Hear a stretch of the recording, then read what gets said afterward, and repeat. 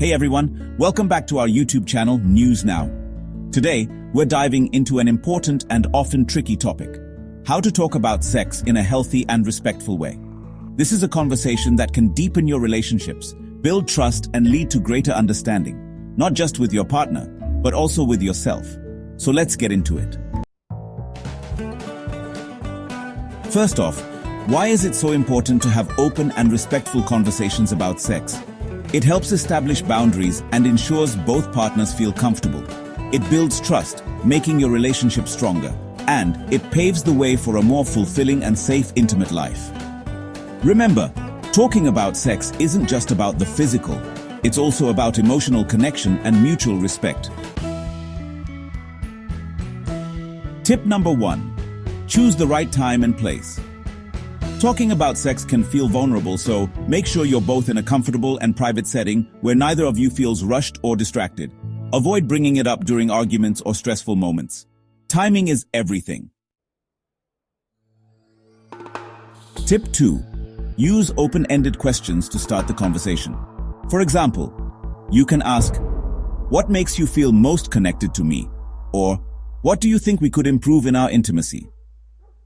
This invites dialogue rather than putting someone on the spot. Tip 3. Use I statements to express your feelings and needs. Instead of saying, "You never," or "You always," try saying, "I feel insert feeling when insert situation." This keeps the conversation non-confrontational and focused on your perspective. Tip 4. Listen actively. This means giving your full attention and not interrupting or judging. Even if your partner's feelings or desires are different from yours, acknowledge them with kindness and understanding. It's about finding common ground, not proving who's right. Tip 5. Educate yourself. Sexual health and preferences are deeply personal and can vary widely.